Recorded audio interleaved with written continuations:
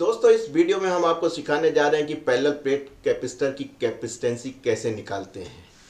आप कहते हैं वो तो बहुत आसान काम है, C equal to epsilon 0 A upon d. A area आप कैपेसिटर होता है और D आपका जो है दो प्लेटों के बीच की दूरी होती है। दोस्तों अगर स्ट्रक्चर इस तरीके का हो कि ये आपकी एक प्लेट है, एक प्लेट ये है और इसके बीच में एक प्लेट और दे दी हो और आपसे कहा जाए ये A पॉइंट है, ये B पॉइंट है, ये पैरेलल प्लेट कैपेसिटर है, तो इसका आप निकालिए इफेक्टिव ए और बी के बीच में कितनी कैपेसिटेंसी होगी।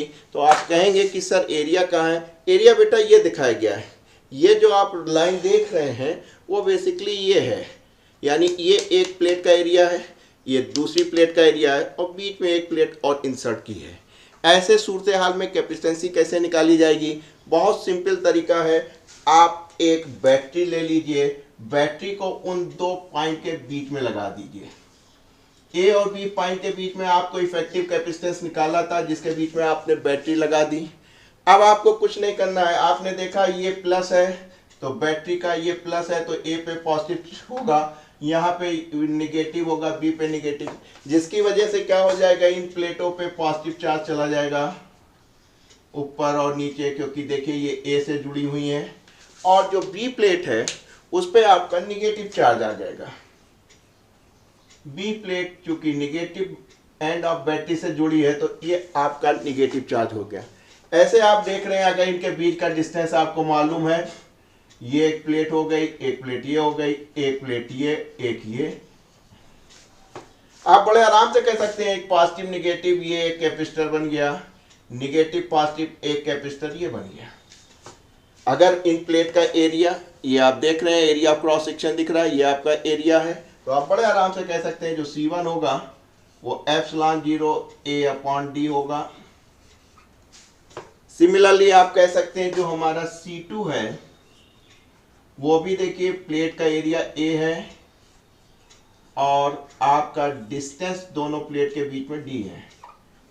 बच्चों यहाँ पे दिक्कत आती है, अब हमें समझ में नहीं आ रहा कि C1 C2 सीरीज में है कि पैरेलल में है।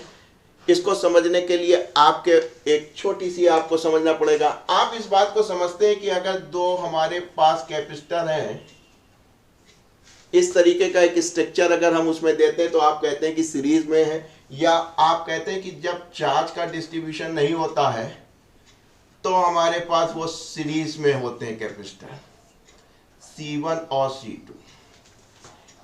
और अच्छा आप करना चाहें तो आप कह सकते हैं कि सर अगर हमारे पास इस प्रकार का स्ट्रक्चर होता है तो हम कह देते हैं पैरेलल में होता है।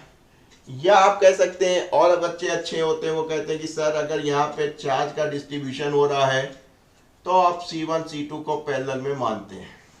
लेकिन बेटा यहाँ पे ये भी स्थिति नहीं दिख रही है, चार्जों का डिस्ट्रीब्यूशन भी नहीं दिख रहा है, स्ट्रक्चर नहीं दिख रहा है। इसके लिए आपको एक काम और करना पड़ेगा। जो ये आपने हाइपोथेटिकल सोती सर की बैटरी ली है उसको आप फिर यहाँ से यहाँ लगा दीजिए, एग्जाम में लेके जाइएगा, बड़ा काम देगी। ये वाला पॉजिटिव हो गया तो जाहिर सी बात ये प्लेट पॉजिटिव होगी, ये बेटा निगेटिव है तो जाहिर सी बात है ये प्लेट निगेटिव होगी। अब क्या होगा, क्योंकि टचिंग नहीं है तो इंडक्शन हो जाएगा, इंड्यूस हो जाएगा, उतना ही जितना पॉजिटिव है उतना निगेटिव होगा।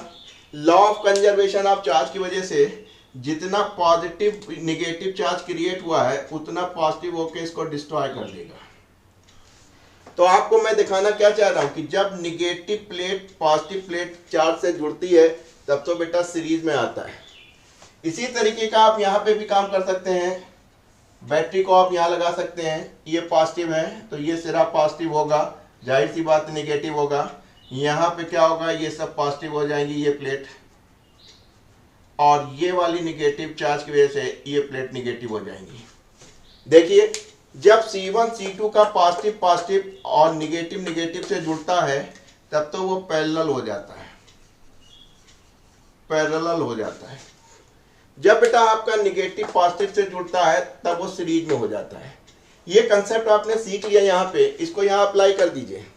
देखिए C1 और C2 का निगेटिव निगेटिव जुड़ा हुआ है और C1 और C2 का पॉजिटिव पॉजिटिव जुड़ा हुआ है, तो कौन सा केस हुआ, पॉजिटिव पॉजिटिव निगेटिव निगेटिव, तो क्या हुआ, पैरेलल हुआ। पैरेलल में आप जानते हैं क्या होता है इफेक्टिव कैपेसिटेंस, C बराबर C1 प्लस C2, जाहिर सी बात है ये प्लस ये बराबर 1 आम प्लस 1 आम बराबर 2 आम। तो देखिए कितनी आसानी से अगर ये कंसेप्ट आता है तो इस प्रकार के जो भी प्रॉब्लम्स आती है उसका आप बड़े आराम से सॉल्यूशंस निकाल सकते हैं। ऐसे ही आगे कई प्रॉब्लम्स हैं, उनको अगले वीडियो में दिखाएंगे। बहुत बहुत धन्यवाद वीडियो देखने के लिए।